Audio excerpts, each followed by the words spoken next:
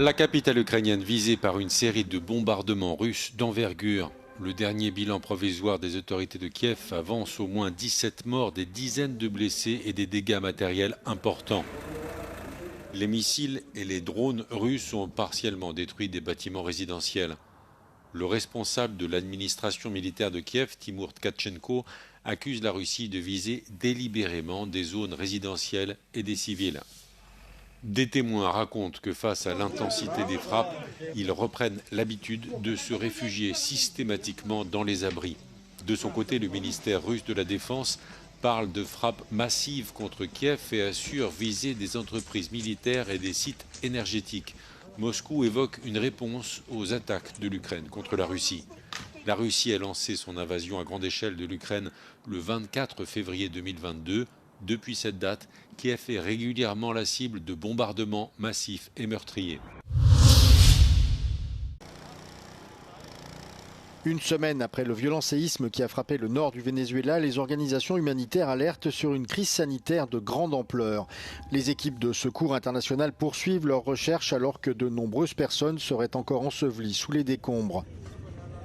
Une base de données mise en place par une ONG où les familles peuvent signaler leurs proches disparus recensait encore plus de 40 000 personnes introuvables mercredi.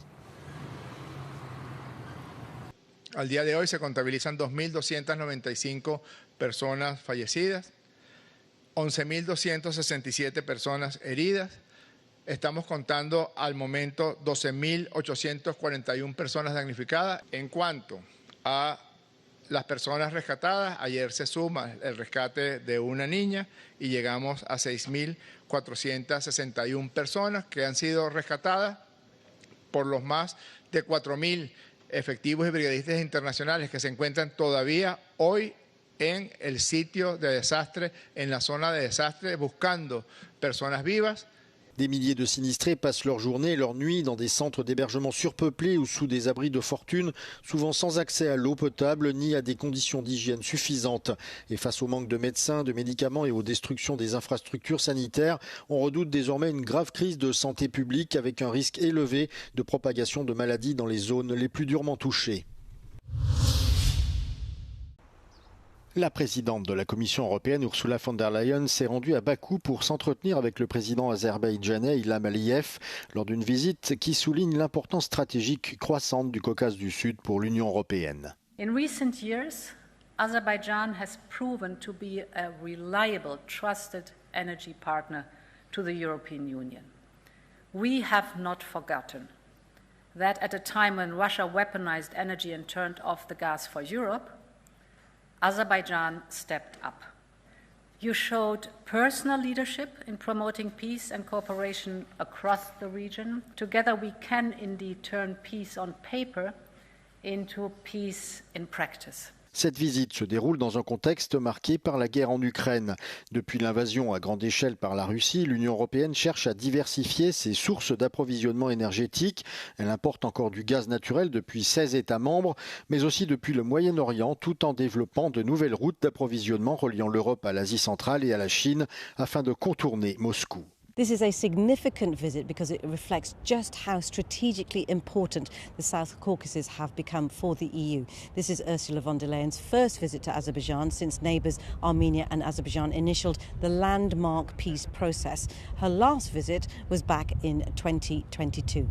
We have a very active phase of relationship between European Commission and Azerbaijan. This is unprecedented dynamism in our relationship. Si la présidente von der Leyen s'est principalement concentrée sur le Caucase du Sud, plusieurs commissaires européens de haut rang ont quant à eux mené en parallèle des entretiens de haut niveau en Turquie.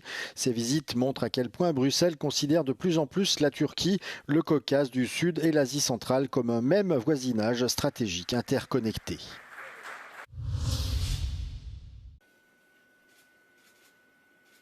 À la veille de la conférence annuelle consacrée au budget de l'UE à Bruxelles, Euronews a reçu Atanas Pekanov dans l'émission Europe Today.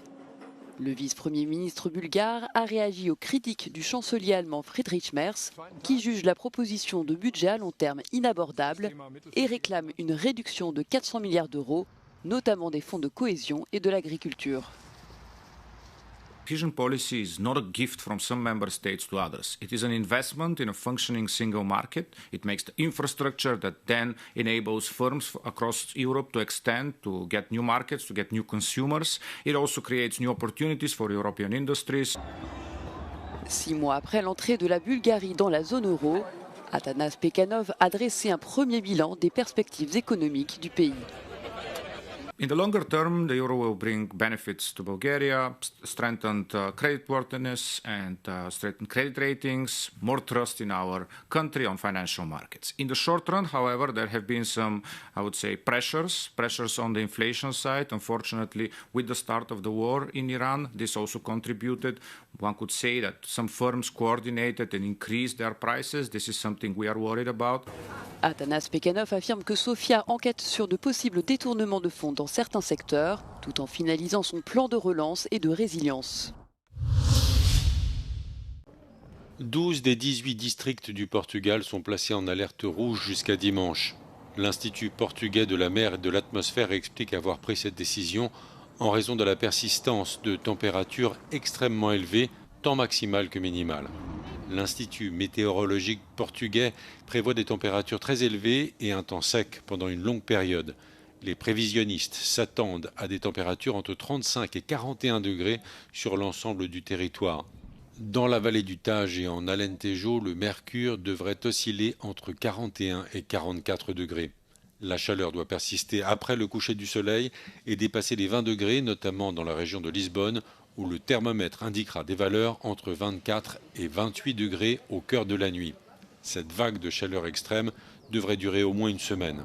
Les autorités conseillent d'éviter toute exposition au soleil, recommandent le port de lunettes noires, de chapeaux, d'utiliser des crèmes solaires et de s'hydrater abondamment.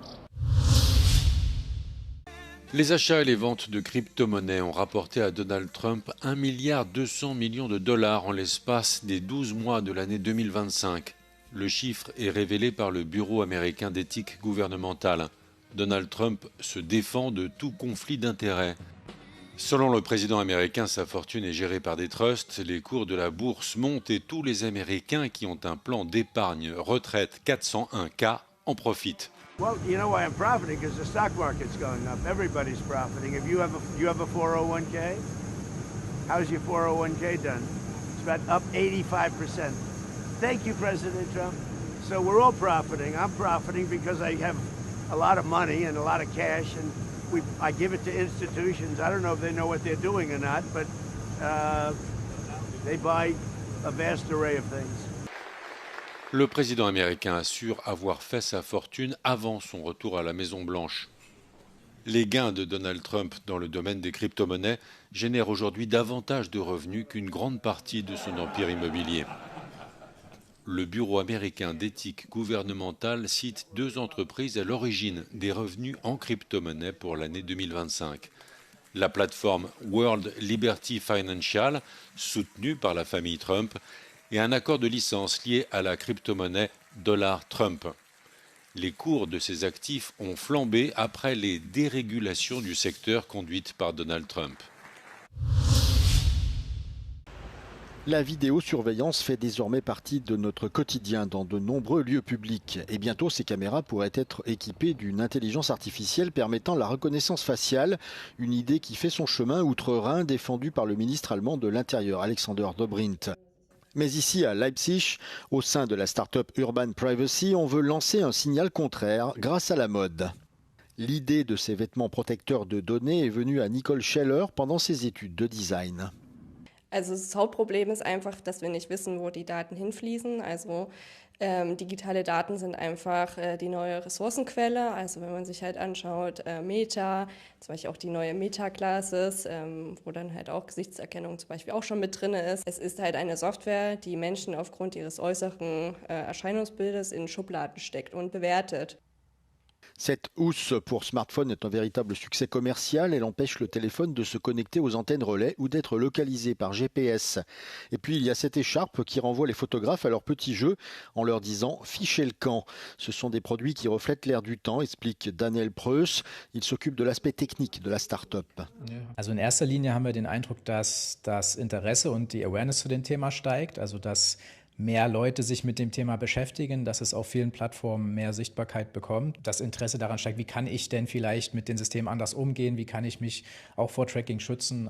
Certains responsables politiques ainsi que la police sont favorables à l'utilisation de l'IA et des technologies de suivi pour lutter contre la criminalité.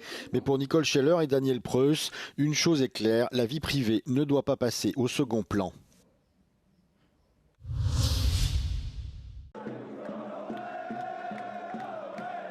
À la Coupe du monde de football, l'Angleterre, la Belgique et les États-Unis ont tous validé leurs billets pour les huitièmes de finale. À Atlanta, les Three Lions ont frôlé l'élimination précoce face à la République démocratique du Congo.